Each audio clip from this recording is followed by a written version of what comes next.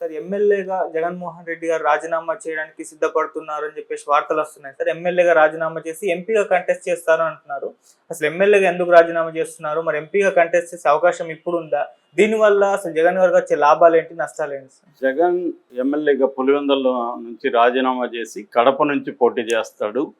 So అక్కడ ఉన్న అవినాష్ రెడ్డి దగ్గర రిజైన్ చేయించి తను పోటీ చేస్తాడు అన్న ఒక వార్త దాదాపు 4-5 రోజుల నుంచి వైరల్ అవుతుంది. దీన్ని ప్రధానంగా తెలుగుదేశం వర్గాలు వైరల్ చేస్తున్నాయి. అంటే ముందు నుంచి కూడా జగన్ మీద అనేక రకాల పుకార్లు అనేవి క్రియేట్ అవుతూనే ఉన్నాయి. జగన్ అసలు వైసీపీని తీసుకెళ్లి కాంగ్రెస్లో విలీనం చేస్తారు అనేది కూడా చేశారు. సో అది తెలుగుదేశం మీడియా అలాగే జగన్కి సంబంధించి అంటే జగన్ పని అయిపోయింది అనేది వాళ్ళ ఉద్దేశం ప్రధానంగా. దాన్ని ప్రచారం చేయాలి.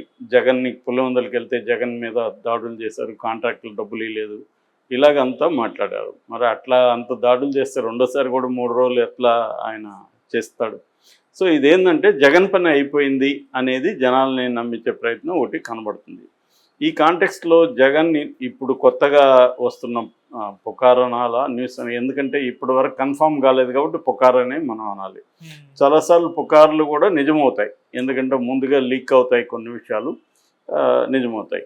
సో అసలు ఈ పుకారు రావడానికి బేస్ ఏంటి? ఏదో ఒక బేస్ అయితే ఉండాలి కదా. సో ఆ బేస్ ఏంటి అంటే జగన్ ఎక్కువగా పులివెందులకి వెళ్ళడం, ఇప్పటికి 2 సార్లు 3 రోజులు అక్కడికి వెళ్ళాడు. సో వెళ్ళి అక్కడ గడిపాడు. ఇంతకుముందు ఎప్పుడు కూడా అంత టైం అక్కడ స్పెండ్ చేసేవాడు. ఎందుకు ఇప్పుడు ఎలక్షన్లు అయిపోయినాక పులివెందులకి ఎందుకు అన్ని సార్లు వెళ్తున్నాడు? ఫస్ట్ టైము 3 సార్లు వెళ్ళాడు. మళ్ళీ ఇప్పుడు అంటే కనీసం వాళ్ళ నాన్న జయంతి 75వ జయంతి కాబట్టి అక్కడికి వెళ్ళాడు అనుకోవచ్చు. కానీ ఎక్కువ ఫోకస్ చేస్తున్నాడు అనే దాన్ని బట్టి ఈ వార్త లీక్ అయినట్టుగా మనకు కనబడుతుంది. అయితే ఒకవేళ ఇది నిజమనుకుంటే ఎందుకు జగన్ రిజైన్ చేసి ఎంపీగా కంటెస్ట్ చేస్తున్నాడు అనే దానికి పాజిబుల్ ఆన్సర్స్ ఏమొస్తున్నాయంటే, ఒకటి జగన్ భారతిని కూడా రాజకీయాల్లోకి తీసుకురావాలి అనే ప్లాన్ చేస్తున్నాడు. అందుకని పులివెందులలో రిజైన్ చేసి భారతిని పులివెందుల నుంచి గెలిపించి భారతిని అసెంబ్లీకి పంపించి తాను పార్లమెంట్కి వెళ్దాం అనేది ప్లాన్. సో ఒకవేళ భారతిని తీసుకురావాలంటే ఇంకొక చోట ఖాళీ చేయించి భారతిని కూడా తీసుకురావచ్చు. తను కూడా రాష్ట్రంలో లేకపోతే వైసీపీ అనేది మనుగడ కష్టం కదా, తను పార్లమెంట్కి వెళ్ళిపోతే. సో ఈ లాజిక్ కొంత ఇబ్బందిగా ఉంది. భారతిని తీసుకురావడం వరకు ఓకే, కానీ తను ఎందుకు ఎంపీ వెళ్తున్నాడు? రెండవ కారణం చెప్తున్నది ఏమంటే అసెంబ్లీకి వెళ్ళడం జగన్కి ఇష్టం లేదండి. అది ఖచ్చితంగా జగన్కి ఇష్టం ఉండే అవకాశం లేదు. ఎందుకంటే వీళ్ళు ఉన్నది 11 మంది, రేపు ఇందులో కూడా ఎంతమంది రాలిపోతారో తెలీదు. 2-3 మిగిలితే వాళ్ళని వేసుకొని అసెంబ్లీకి వెళ్ళడం అంటే ఖచ్చితంగా అక్కడ హ్యూమిలేట్ చేస్తారు వాళ్ళు. ఆల్రెడీ గతంలో 2014లో 67 మంది ఉన్నప్పుడే 23 మంది లాక్కొని భయంకరంగా హ్యూమిలేట్ చేశారు. దాంతో అసలు జగన్ నేను అసెంబ్లీకి రానని చెప్పి ఆయన జనంలోకి వెళ్ళిపోయాడు. సో ఇప్పుడు తెలుగుదేశం వాళ్ళు ఎన్ని మాట్లాడినా కబుర్లు పైకి హ్యూమిలేట్ చేయకుండా ఉండలేరు. సాక్షాత్తు స్పీకరే బండబూతులు మాట్లాడి ఆయన స్పీకర్నిగా పెట్టారు. సో ఆయన అసలు జగన్ ఓడిపోయాడు కానీ చావలేదని ఎవరో అంటే అవును బాగా చెప్పాడు ఈ పెద్ద ఆయన అని, పావుని అందుకనే చర్చ వరకు కొడతారు, ఇవన్నీ మాట్లాడిన వ్యక్తి రేపు జగన్ని అక్కడ మాట్లాడినిస్తాడా? జగన్ అవమానపరచుకుని ఉంటారా? ఖచ్చితంగా చేస్తారు. కానీ దాన్ని ఎట్లా ఫేస్ చేయాలనేది జగన్ చూసుకోవాలి తప్ప, అది ఫేస్ చేసి అవమానాలు జరిగినప్పుడు దాన్ని కూడా జనాలకి అర్థం చేయించి అప్పుడు బయటకు వస్తే కనీసం జగన్ పట్ల ఒక అంటే ఇతను ట్రై చేశాడు కానీ అక్కడ అవతల వాళ్ళు చేయలేదు అనేది వస్తుంది. అట్లా లేకుండా ముందే అవాయిడ్ చేస్తే ఖచ్చితంగా తన బాధ్యత నుంచి తను తప్పుకున్నట్టు అవుతుంది. ఒక ప్రతిపక్ష నాయకుడిగా జగన్ పని ఏమంటే ప్రజల సమస్యలను అసెంబ్లీలో కూడా ట్రై చేయాలి. అక్కడ ఒకవేళ కుదరకపోతే అప్పుడు జనంలోకి వచ్చి చేయొచ్చు, కానీ ఆ కుదరలేదనే విషయాన్ని కూడా అతను ప్రూవ్ చేయాల్సి ఉంటుంది. సో ఖచ్చితంగా అవమానాలు అనేవి గతంలో వీళ్ళు కూడా చేశారు కదా, వీళ్ళు చంద్రబాబుని భయంకరంగా ఏడిపించారు కదా వీళ్ళు. సో వైసీపీ ఏమి అవమానాలు చేయలేదా? రాజకీయ పార్టీలు అన్నాక ఖచ్చితంగా ప్రత్యర్థుల్ని వీలైన పద్ధతిలో ఇబ్బంది పెట్టడం అనేది ప్రతి రాజకీయ పార్టీ చేస్తాయి. ఇక్కడ ఎవరికేమీ దీంట్లో తేడా లేదు. సో కాబట్టి ఇప్పుడు జగన్ అసెంబ్లీకి వెళ్ళకూడదు కాబట్టి అసెంబ్లీకి వద్దు మనం పార్లమెంట్కి వెళ్దాం అనేది అనుకుంటున్నాడు అనేది వాదన. ఇది కూడా అంత కన్విన్సింగ్గా లేదు. అసెంబ్లీకి పోకపోతే ప్రజల్లో పాదయాత్ర ఇంకోటో నిరసన కార్యక్రమంలో వీటిలో ఉంటారు తప్ప పార్లమెంట్ కిందకి వెళ్తాడు అనే దగ్గర ప్రాబ్లం వస్తుంది. మూడవ ఇదేంటంటే అరెస్టును తప్పించుకోవడానికి జగన్ పార్లమెంట్కి వెళ్తున్నాడు. ఇది మోడీ నుంచే సలహా వచ్చింది, అంటే బీజేపీ పెద్దల నుంచే సలహా వచ్చింది. అక్కడ అసెంబ్లీలో అంటే అక్కడ అసెంబ్లీ ఎమ్మెల్యేగా ఉంటే చంద్రబాబు రేపు పొద్దున కేసులు పెట్టి ఇరికిచ్చే అవకాశం ఉంది. పార్లమెంట్లో ఉంటే కేసులు పెట్టినా కూడా నేషనల్ లెవెల్ అది ఇష్యూ అవుతుంది. కాబట్టి కొంత ఆయన కూడా అంత ముందుకొచ్చి కేసులు పెట్టకపోవచ్చు. కాబట్టి పార్లమెంట్కి వస్తే కొంతవరకు కేసుల నుంచి రక్షించుకోవచ్చు అన్న వాదన కొద్దిగా కన్విన్సింగ్గా అనిపిస్తుంది. ఒకవేళ ఆయన పార్టీ పక్కన పెట్టి తను ముందు జైలుకి వెళ్లకుండా ఉంటే కదా పార్టీ సర్వైవ్ అయ్యేది. సో తను జైలుకి వెళ్ళిపోతే పార్టీ సర్వైవ్ కాదు కాబట్టి తాను పార్లమెంట్లోకి వెళ్ళి తన బదులు భారతీయ అసెంబ్లీకి పంపిస్తే ఒకవేళ ఆయన అవమానించినా కూడా ఒక సింపతి వస్తుంది, ఒక విమెన్ని అవమానించారని అనే యాంగిల్ ఏమైనా ఆలోచిస్తున్నాడు అంటే కొంతవరకు పాసిబిలిటీ దీంట్లో ఉంది ఈ థియరీలో. అంటే అరెస్టు కాకుండా జగన్ బయటే ఉండడానికి, పార్లమెంట్ ఎంపీ అయినా కూడా అరెస్ట్ కారనేది గ్యారంటీ ఏం లేదు, కానీ కొంతవరకు ఇది నమ్మశక్యంగా ఉంది. కానీ మరి అది చేస్తాడో లేదో తెలియదు. ఎందుకు ఈ థియరీకి చేస్తాడనే ఒక థియరీకి ఇంత వాల్యూ వచ్చిందంటే నిన్న మంగళగిరిలో వైఎస్ఆర్ 75వ జయంతి జరిగినప్పుడు దానికి చీఫ్ గెస్ట్గా రేవంత్ రెడ్డి అటెండ్ అయ్యారు.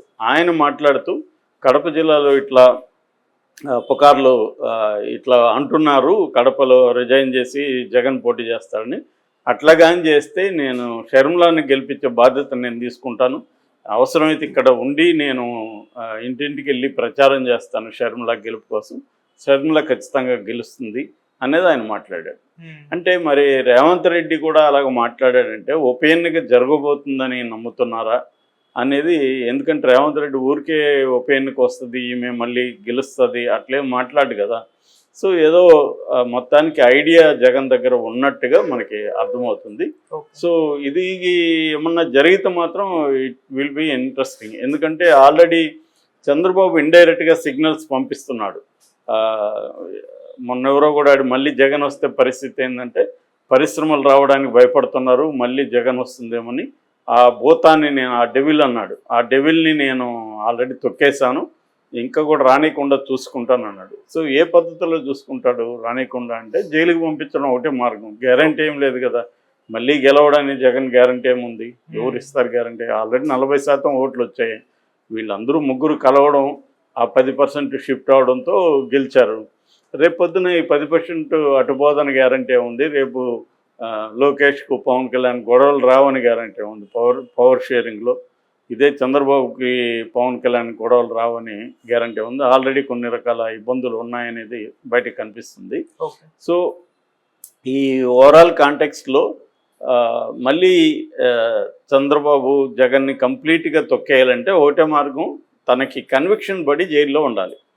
కన్విక్షన్ పడాలంటే ఇప్పుడు చంద్రబాబు పెట్టబోయే ఆల్రెడీ కొన్ని కేసులు పెడుతున్నారు, ఆ కేసుల్లో జగన్కి ఇప్పటికిప్పుడు కన్విక్షన్ పడే అవకాశం లేదు. ఎందుకంటే మనం కోర్టుల్లో చూస్తున్నాము ఏళ్ల తరబడి కేసులు పెండింగ్లో ఉన్నాయి. జగన్దే 10 ఏళ్ళుగా ఉంది కేసులు, చంద్రబాబుకి అట్లాగే ఉన్నాయి. ఎవరికి కూడా కేసుల్లో త్వరగా శిక్షలు పడే పరిస్థితి ఈ దేశంలో లేదు. సో అందువల్ల జగన్కి ఇప్పటికిప్పుడే ఈయన పెట్టే కేసులు ఏమీ పడదు. మహా అంటే ముందస్తు కొద్ది రోజులు జైల్లో ఉండొచ్చు. చంద్రబాబు ఎలాగైతే 52 రోజులు ఉన్నాడో జగన్ కూడా 1 నెల 2 నెలలు 3 నెలలు పెట్టగలరు మహా అంటే. అది కూడా ఈ మధ్య ఏమైందంటే 7 ఏళ్లకి తక్కువ ఉన్న కేసుల్లో అరెస్టులు చేయొద్దని కోర్టులు చెప్తున్నాయి. నిన్న కూడా కొడాలి నాని కూడా కోర్టుకు వెళ్ళినప్పుడు పార్టీ 1A కింద నోటీస్ ఇవ్వండి కొడాలి నానికి అని హైకోర్టు చెప్పింది.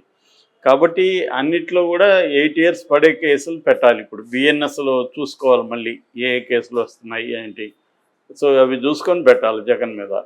సో అది పెట్టినా కూడా గ్యారంటీ బెయిల్ రాకుండా ఉంటుందా? ఎక్కువ రోజులు అయితే ఉండదు. ఎందుకంటే జగన్ కూడా తన దగ్గర డబ్బులు ఉన్నాయి, తనకి కొంత చంద్రబాబు నుంచి తను కూడా కొన్ని విషయాలు నేర్చుకున్నాడు, సిస్టమ్స్ని ఎలా మేనేజ్ చేయాలా ఏం చేయాలని. జగన్ కూడా పెద్ద ఎత్తున లాయర్లను పెట్టుకుంటాడు. అభిషేక్ మను సింగ్ ఇలాంటి వాళ్ళు ఆల్రెడీ జగన్ తరఫున పనిచేశారు, అలాంటి వాళ్ళని పెట్టుకుంటాడు. సుప్రీంకోర్టు వరకు వెళ్తారు. కాబట్టి బెయిల్ అనేది పెద్ద కష్టం కాదు. సో అలాంటి స్థితిలో ఆ, జగన్ ఓన్లీ ఇదేంటంటే చంద్రబాబుకి అక్కడున్న సిబిఐ ఈడీ కేసుల్లో జగన్ని జైలుకి పంపించాలి. దానికి మోడీ సహకారం కావాలి. మరి మోడీ ఏమన్నా ఇటువంటి ఒక ప్రతిపాదన పెట్టాడా? నువ్వు అసెంబ్లీలో లేకపోతే అసలు చంద్రబాబుకి ఇబ్బంది లేకుండా నువ్వు ఉండు, సో దానివల్ల నేను నీకు ఇబ్బంది లేకుండా చూసుకుంటాను అనేది ఏమన్నా ప్రపోజల్ పెట్టుంటే, ఇది వైల్డ్ గెస్సే కానీ, బట్ అటువంటి రాజకీయాల్లో ఏదన్నా పాసిబుల్ కదా.